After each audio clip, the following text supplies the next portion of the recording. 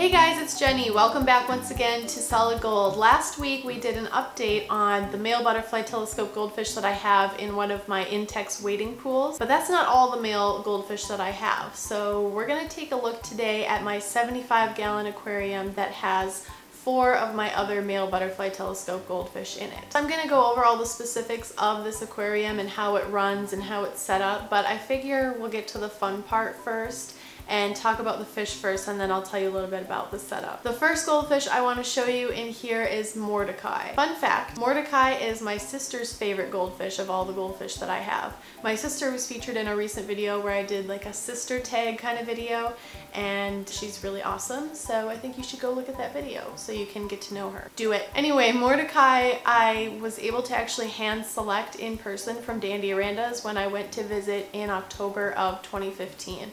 So I've had Mordecai for a little bit over a year now, and he actually used to be all black, and that all went away. Now he just has like a little black mustache and some black on his fins. He's still really pretty and awesome. In fact, you know what? The black mustache is actually really cute and kind of makes up for the fact that he lost his black color. But I think that will probably go away too in time. I selected him because I wanted another black butterfly telescope to go with the pair, the male and female pair that I already had. He was like a perfect butterfly. He had a nice big round body, symmetrical eyes, and a beautiful big tail. So I picked him out to be the third wheel, I guess, in my pairing of black butterflies that I already had.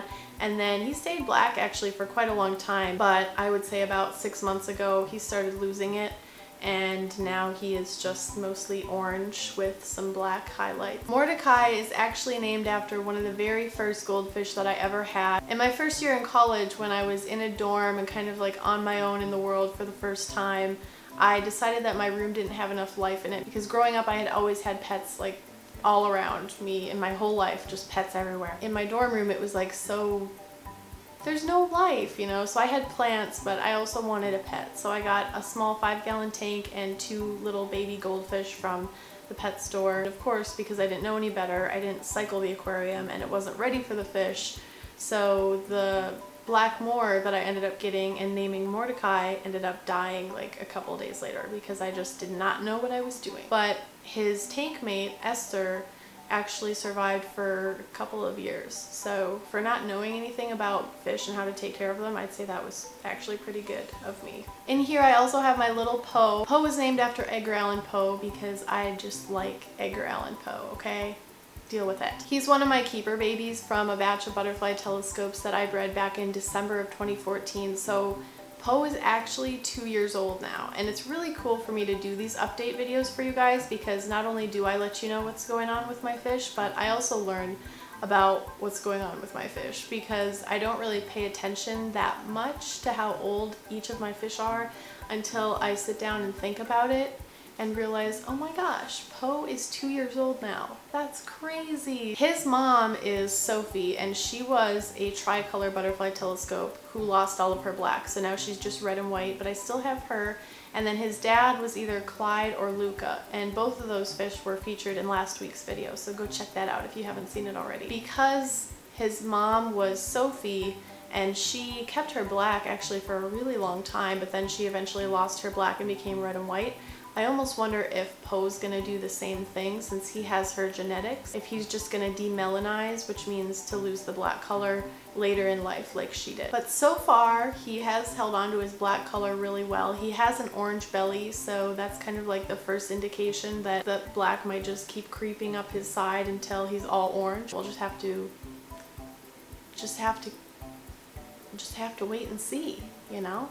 I kept Poe out of that batch of butterflies because he was one of the only 2 that turned out black. The other one that turned out black actually ended up turning orange really quickly after I sold him. He also has a really nice body shape, symmetrical eyes, or at least he used to have symmetrical eyes. He's another one where one of them either grew more than the other or one of them deflated. I don't really know which one it is. I think it's probably one grew more than the other. His tail is really beautiful. It has kind of a strange way of coming out of the peduncle. It kind of like comes out at a sharp angle and then pinches a little bit, but then it's a really full butterfly tail after that. Then I also have what I'm embarrassed to admit to you guys is a fish that I have not named yet, because I just could never settle on a name that was good for this fish. So if you guys have any suggestions, I would love to hear, because I'm kind of at a loss. It's been 2 years and I still haven't named this fish. Like, what is wrong with me? This is another one of my keeper babies from the same batch of fish that I bred in December of 2014. This one has beautiful form, like a really nice body shape, really symmetrical eyes, a perfect butterfly tail, and the color pattern is so cool too. I almost didn't keep him though, because he does have one outturned opercula. That means like the gill cover is actually curled backwards, and you can see inside the gill cavity. You can see all the gill filaments sticking out, and it's kind of creepy looking.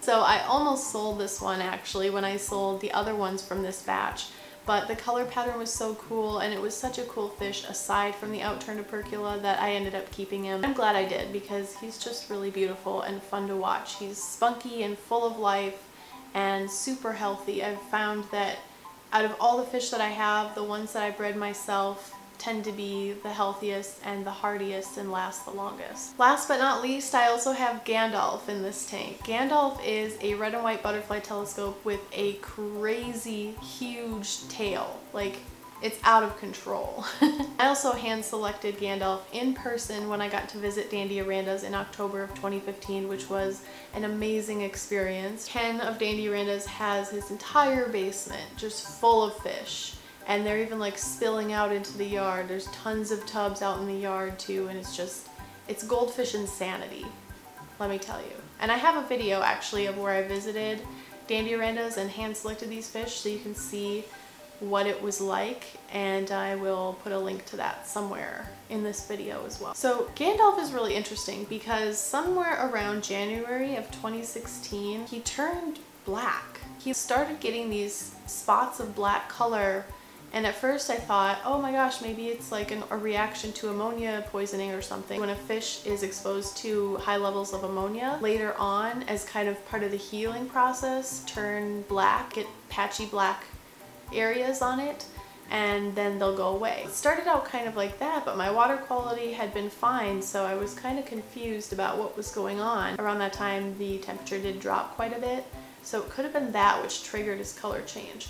But he just like got patches of black, and they started growing and getting darker and really black, and all of a sudden he was like this gorgeous tricolor goldfish. And then I moved into my new house here in about April of this year, and the black started fading and just gradually going away until now he is just red and white again.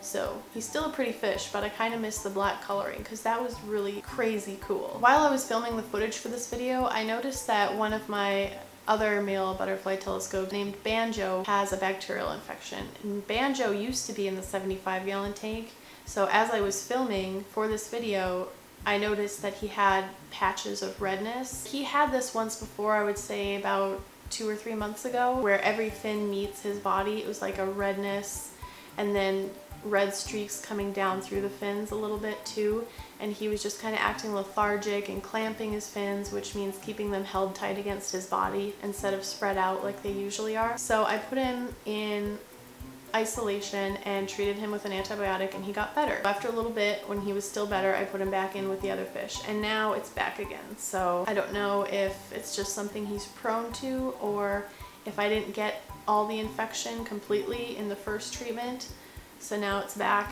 with a vengeance. I had to isolate him again and put him into his hospital tank with his antibiotic again, so I really hope that he'll get better. He got better just fine the last time, so we'll see. What I have found works really well for an antibiotic is called Oxalium. It's really simple to use, and I have found that it works very well for bacterial issues with my fish. So that's what he is under treatment with right now. Let's all cross our fingers that he gets better. So that's it. That's all of my male butterfly telescope goldfish. In the past 2 videos, we've covered all of them. Let me know which one is your guys' favorite. You all know that my favorite is Clyde, but I want to know what one you guys like the best. So let me know in the comments below. Now let's talk a little bit about how this tank is set up. This is my 75-gallon aquarium, which I have had for many years now. I don't even know how many. I used to run this aquarium with aqua clear filters, and I still really love those filters and recommend them, but at the time I was on this kick that like, oh, sump filters are so much better, like with a wet dry filter it's gonna be so much better. When I get an idea in my mind, I will make it happen no matter what. So I ended up getting a 20-gallon tank for the sump of this aquarium. It sits below the aquarium inside the stand, and how it works is there's an overflow box inside the aquarium. The water overflows into that box and then gets sucked out the hole and goes down to the sump. It trickles over a filter pad and then it goes through a huge chamber that's full of all different kinds of biological filter media. So once the water goes through all the biological media, it just gets sucked back up into the aquarium via a pump. I have the tube coming out of the pump split into two. One side goes right back into the aquarium and the other side goes through a UV filter and then goes into the aquarium. I actually have the UV filter turned off right now because I just haven't found it to be necessary. I mean, it's nice to have because yes, it will help keep the water more clear and clean from pathogens, so they say, but I haven't really found a difference in the health of my fish, whether I'm using it or not using it. Right now, I'm not really using this tank as a display tank. It's really just utilitarian, like somewhere to put my goldfish and keep them healthy and happy. So I don't have the UV filter plugged in right now. This is the only standalone aquarium in my entire fish room. All of the other tanks I have in my fish room are connected to the central air pump that I have that runs all of their sponge filters. But since this one is running on a sump, it's a separate system apart from all of those, and it doesn't really rely on the air pump to run. I think that's all I have to say about this tank. That's it. That's all she wrote. I think next week what I'll do is an update on my G-Keens. I showed you guys the unboxing of them when was that? When was that? Like a month ago? 2 months ago? Something like that. I want to give you guys a little update on how they're doing. Don't forget, I have the 2017 solid gold calendars available still on my website. Look at it, it's Clyde. Remember that all of them are now signed by myself right there. And I will also put a little birthday note on your calendar if you let me know when you're checking out in the comment section when your birthday is, and I'll write a little personalized note for you. Also, don't forget to send in your postcard that's on the back and I will automatically enter you into a giveaway every single month of 2017. How cool is that? I also wanted to show you guys this adorable little goldfish pin that I got from Ariel and Chris that are Waverly Goldfish. I was able to meet them at the 2016 Central Florida Koi Show, and they sent me one of their pins that they have, and look at how cute that is. It's so adorable. I'm probably gonna put it on my camera bag or something. That's all for today, guys. Thank you for watching another solid gold video. Stay tuned for next week, and until then, stay gold. From this batch. But the color pattern was so cool, and it was such a cool fish aside from the outturned opercula that I ended up keeping him. And I'm glad I did, because opercula that I ended up keeping him.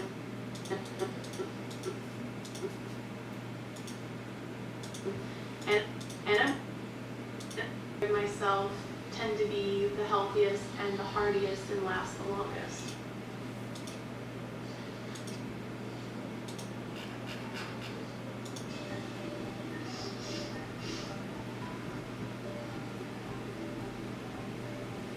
This one also has Sophie for a mother, and this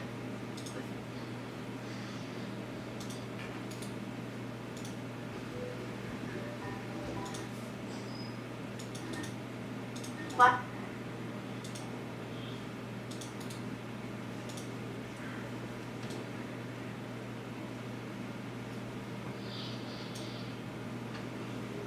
Graham, you're a pest.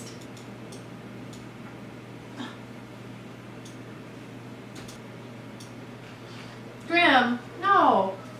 Hey. Graham. Get out of there. Come on.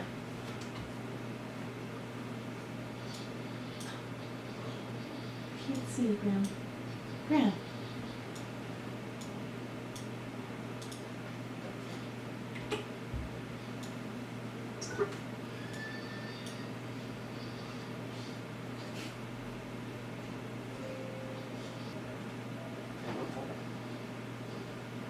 Are you done?